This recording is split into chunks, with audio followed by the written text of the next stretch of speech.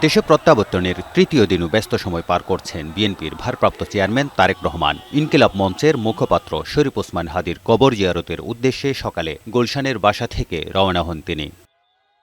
তবে এদিন গত দুদিনের মতো লাল সবুজের সেই বাসে নয়, একটি সাদা রঙের গাড়িতে চড়েন তিনি। এ সময় তাকে এক নজর দেখার জন্য রাস্তার দুধারে নেতাকর্মীরা অবস্থান নেন।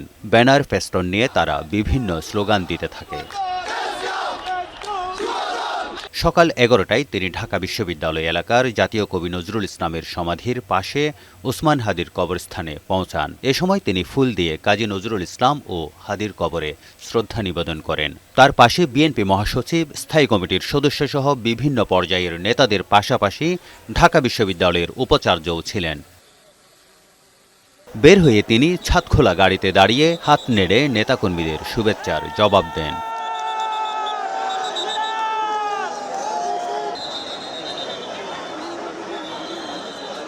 এর আগে বিএনপি মহাসচিব মির্জা ফখরুল ইসলাম আলমগীর বলেন, চক্রান্ত থাকলেও নির্বাচন নিয়ে শঙ্কা দূর হয়েছে।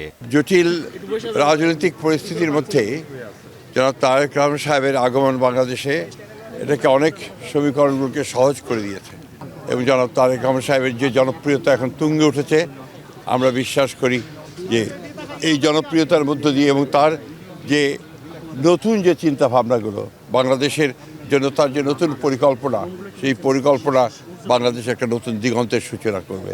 পরে জাতীয় পরিচয়পত্র নিবন্ধন করতে নির্বাচন কমিশনে যান তারেক রহমান। সেখানে গিয়ে ছবি তোলা সহ আনুষঙ্গিক আনুষ্ঠানিকতার মধ্য দিয়ে ভোটার নিবন্ধন সম্পন্ন করেন বিএনপির ভারপ্রাপ্ত চেয়ারম্যান। তারেক শিকদার, বৈশাখী সংবাদ, ঢাকা।